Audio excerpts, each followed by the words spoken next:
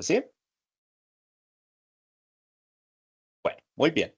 Voy entonces, chicos, a compartir pantalla porque antes de empezar a programar, para mí sí es muy importante que ustedes entiendan la diferencia o entiendan qué es una clase, qué es una interfaz y qué es una enumeración, ¿vale? Entonces, porque eso va a permitir que podamos sincronizar y organizar nuestro proyecto, estructurarlo de la mejor manera. Entonces, chicos, en este proyecto vamos a utilizar tres procesos. Vamos a utilizar clases, vamos a utilizar interfaces y vamos a utilizar enumeraciones. Entonces, ustedes van a entender qué diferencia una de la otra y en el momento que estemos construyendo nuestra aplicación, ustedes me van a ir indicando cuál se ajusta más a lo que necesitamos. Como bien sabemos, muchachos, una clase en programación es una plantilla, es un molde, ¿sí o no? Y a través de ese molde yo puedo generar millones de instancias de objetos. Voy a hacer una analogía muy sencilla para que lo tengamos más claro. Mi hija me dice a mi papi, quiero comer helado. Si yo digo, pues madre, no tengo dinero, me voy a comprar solo un molde. Si no, voy y me compro un molde y con ese molde le hago a mi hija un heladito de mora, un heladito de limón después, luego un heladito de curúa y le hago diferentes tipos de helados, ¿sí o no? ¿Qué va a suceder? Mi hija no se va a dar cuenta que yo solo tengo un molde, ¿sí o no? O puede que sí se dé cuenta, ¿sí o no? ¿Qué sucede? Con ese único molde yo pude generar cuatro diferentes tipos de helados. En la programación, yo con una sola plantilla, que es una clase, puedo generar millones de instancias de objetos con una sola plantilla. Y esos objetos, en el caso de los helados, uno al otro son totalmente diferentes, ¿sí o no? Tienen características diferentes. Uno es de color verde, el otro es de color amarillo, uno tiene un sabor diferente, otro tiene otro sabor. O sea que su esencia entre uno y otro son totalmente diferentes. Sin embargo, han sido concebidos a través del mismo molde. En la programación, las clases me permite tener una plantilla y a través de esa plantilla generar instancias de millones de objetos, ¿sí o no? Sin ningún problema, con una única plantilla. Entonces, las clases para nosotros va a tener características y comportamientos. Características van a ser los atributos y comportamientos van a ser los métodos. ¿Listo? Nuestras clases van a tener eso, atributos y métodos.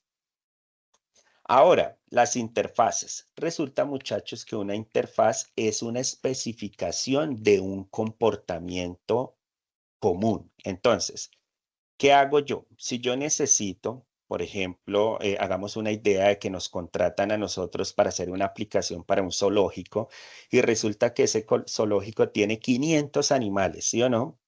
Entonces, ¿qué sucede? Hay un comportamiento o hay una acción o un método que utilizan todos los animales. Entonces, por ejemplo, comer. Ellos tienen un método que es comer, ¿sí o no? ¿Qué voy a hacer yo? Entonces me creo una interfaz y en esa interfaz hago esa especificación de comportamiento y en el momento que vaya a comer cualquiera de los animales del zoológico, lo único que yo hago es implementar ese método que necesito. Entonces, ¿qué sucede? En una interfaz yo puedo implementar en especificación un comportamiento, ¿sí? Entonces yo colocaría interface comer, ¿listo? Y ahí por dentro coloco el método del animal cuando vaya a comer. Si tengo 500 animales, entonces no tengo que ponerme a crear 500 métodos en cada una de las clases para que ellos puedan comer, sino me genero una interfaz aparte y en el momento que necesite que los animales de ese zoológico coman, entonces lo que hago es implementar esa interfaz. Entonces, eso me permite poder implementar específicamente métodos o comportamientos en un lugar específico que sería en una interfaz. ¿Listo? Johan, disculpa Sí. mi pregunta. Ahí no tengo que decir cuando defino la interfaz o cuando la estoy ahí colocando, digamos, los diferentes métodos de la clase. No tengo que definir los parámetros de entrada. ¿Para qué? Para que reciba la interfaz, para que Sí, en reciba la lo que yo le interfaz yo envíe. no, por ejemplo, hacer sonido, no sé, agudo, qué sé yo, ¿sí? O solo coloco una y ella se me... Ah, sí, sí, sí, no, ya entendí totalmente la pregunta. No, no, eso es lo bacano y lo chévere de utilizar interfaces. Yo simplemente la declaro y en el momento que yo la necesite, la invoco hacia la clase. Por eso no se llama una extensión que es como herencia, sino es una implementación, es yo llamo la implementación de esa interfaz y él se ejecuta dependiendo lo que yo tenga en la otra clase. Entonces, comer carne, el león, ¿sí o no? El león come carne y yo lo estoy implementando, estoy enviando la carne, se está ejecutando desde la clase del león. Pero entonces él lo único que llama la estructura de esa interfaz. Esa interfaz va a estar disponible para poderse implementar dependiendo desde dónde sea llamada. Ahorita cuando la hagamos en la aplicación, la vamos a ver, ¿vale? Ok, pero la pregunta es, dentro de la interfase, cuando yo la implemento el método de la interfaz, a través de la interfaz, implemento pues la interfaz, los parámetros de entrada de ese método pueden ser sobrecargados, o sea, yo le puedo mandar una implementación sin parámetros o con parámetros para que me ejecute el método.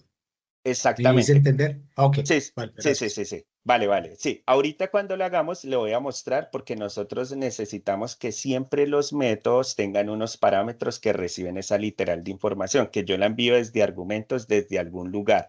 Pero en este caso lo que yo voy a hacer es llamarla para implementarla. ¿Listo? Ahorita que lo hagamos le muestro, ¿vale? Ok, gracias. Porque pueden suceder dos casos en esa pregunta que su merced me dice. Listo. Tenemos otra, chicos, que es una clase especial. Esa clase especial lo que me permite a mí es tener unos elementos, pero esos elementos van a ser constantes, o sea, no van a ser variables, no van a variar en el tiempo. Entonces, esta clase especial, que es una clase de numeración, me permite, por ejemplo, acá vemos un ejemplo donde tengo una clase enum que me va a llamar los días de la semana, lunes, martes, miércoles, jueves y viernes. Quiere decir que estos días no van a cambiar en el tiempo, es una constante, por lo tanto siempre se van a mantener.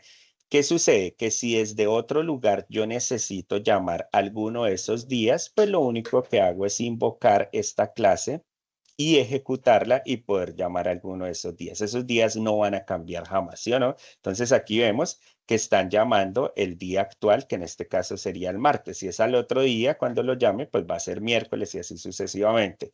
Pero va a ser algo constante, o sea, no va a cambiar. En el momento que nos enfrentemos en nuestra aplicación a algo que sepamos nosotros que va a ser constante y no va a cambiar, pues lo vamos a montar en una clase especial, que sería una enumeración. ¿Listo? Bueno, entonces tenemos estas tres ideas, que es una clase que obviamente va a tener atributos y métodos. Vamos a tener unas interfaces, que es la especificación de un comportamiento, ¿sí o no? Que otras clases deben implementar o pueden implementar. Y por último, tenemos una clase especial que es una enumeración. ¿Listo, chicos? Entonces, en ese caso, eso sería lo que nosotros vamos a trabajar. Bueno, listo. Entonces, vamos a iniciar, chicos. ¿Qué es lo primero que tenemos que hacer nosotros? Vamos a ir a Internet, chicos, y vamos a utilizar una herramienta que me va a permitir a mí inicializar un proyecto de Spring Boot. Entonces, por favor, ustedes van a escribir Spring Initializer y vamos a ingresar al primer link que aparece acá. Le damos clic y aquí, chicos, nosotros vamos a tener una configuración que me va a permitir a mí crear el proyecto sin necesidad que yo lo haga de forma manual. Entonces, lo primero que vamos a hacer es escoger el lenguaje. En este caso vamos a implementar Java. Vamos a utilizar un proyecto Maven. Vamos a utilizar una versión 3.4.3. Aquí en el Group ID le vamos a dar un nombre. Entonces, no sé. Bueno, les voy a contar qué vamos a hacer. La idea es que este proyecto que vamos a desarrollar sea muy natural y podamos ir metiendo cosas que todos aquí vayamos definiendo. Porque me gusta que los proyectos sean muy naturales y muy reales, porque lo mejor que puede pasar es que nos sucedan errores y que nosotros miremos de qué manera solucionar esos errores, porque en la programación es así. La programación se vive solucionando errores más que codificando. Entonces, la idea es que si encontramos errores, pues los podamos solucionar a través de la documentación o observando de qué manera lo podemos estructurar. Entonces, podemos hacer, chicos, un sistema no sé, de pagos de estudiantes de la Universidad de La Salle. Entonces, hagámonos un sistema de estilo de matrículas donde los estudiantes hacen sus pagos y nosotros podamos generar el reporte de los pagos de esos estudiantes. ¿Listo? Entonces, Le podemos decir aquí que nuestro proyecto se va a llamar un sistema de pagos, ¿sí o no? Sistema de pagos Unisat. Sistema de pagos Unisat. ¿Listo? Le vamos a decir que este va a ser el sistema de pago. Y aquí vamos a hacer el backend.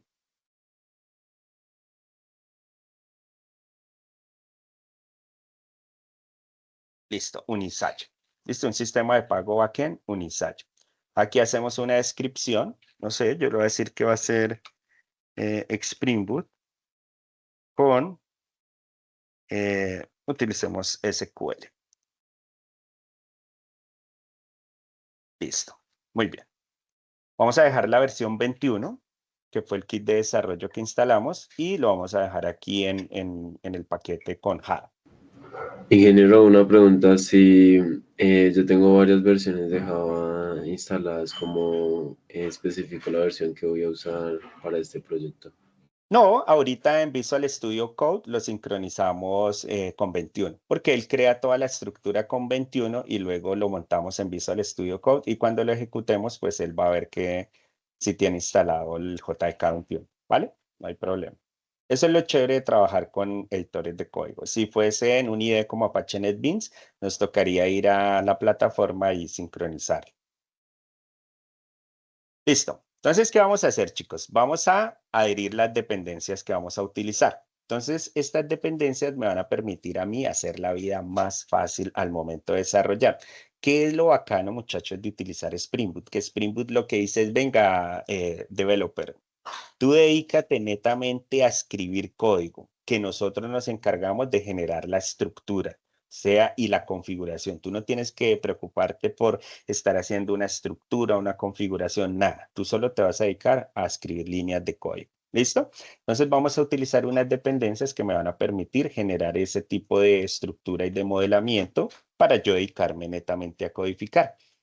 Nosotros vamos a hacer un backend y ese backend, la idea es sincronizarlo con una base de datos. Entonces, para ello vamos a utilizar algo que se llama JPA, que es Java Persistence API, y esta va a ser la dependencia. ¿Listo? Spring Data JPA.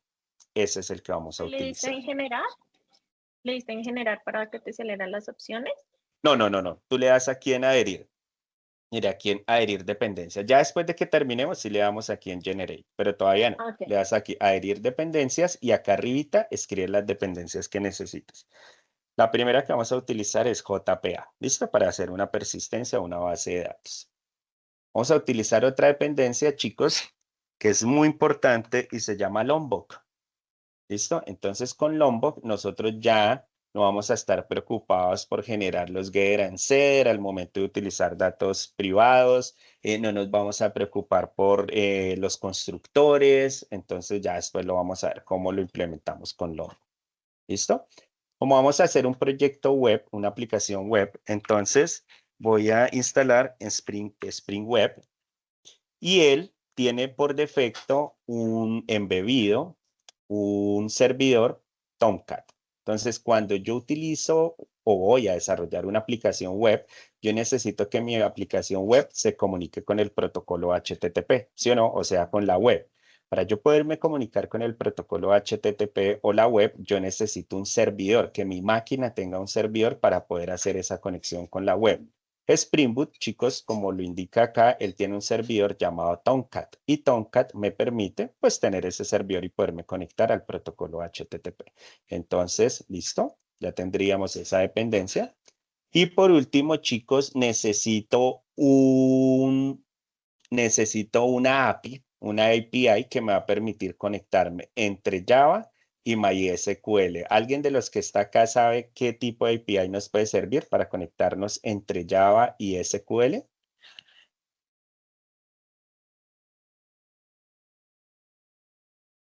Entonces, chicos, hay una API muy bacana que se llama JDBC. Entonces, con JDBC vamos a podernos conectar entre Java y MySQL. ¿Qué quiere decir? Que cuando yo esté programando en Java, y esté programando la base de datos en MySQL, pues los dos se puedan entender, ¿sí o no? Porque los dos son tecnologías diferentes. Eso me va a permitir poder tener una sincronización. Pero les recomiendo, chicos, que utilicemos esta, que es la mejor, que es la H2 Database. ¿Listo? Que me va a permitir poder utilizar esa API de JDBC. Entonces, esta H2. Esta es la que venía utilizando y es pues demasiado bueno.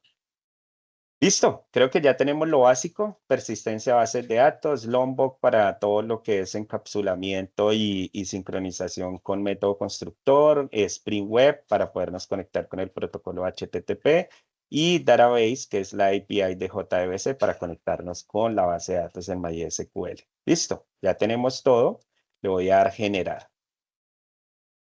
Cuando yo le doy generar, él me crea el proyecto. ¿Listo? ¿Listo, muchachos? Entonces voy a hacer lo siguiente. Voy a irme aquí a esta carpetica que tengo de las Universidad de La Salle. Universidad de La Salle acá. Y me voy a crear una carpeta. Voy a crear una carpeta. Ay, qué pena con ustedes. Acá. Más opciones, nueva carpeta. Y le voy a colocar Spring Boot para acordarme que es el de nuestro proyecto. Spring Boot. Muy bien. Y dentro de esta carpeta Spring Boot voy a montar la que acabo de descargar. Entonces, esta que está acá, la voy a cortar y la voy a pegar acá. ¿Qué voy a hacer, chicos? Voy a descomprimir, ¿sí o no? A descomprimir esa carpeta y el comprimido lo voy a eliminar. Si ustedes se dan cuenta por dentro de esta carpeta, mire, él ya me creó todo, toda la estructura del proyecto backend del sistema de pago que nosotros vamos a utilizar.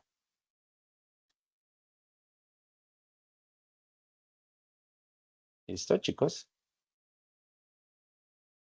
Todo ya lo tenemos ahí.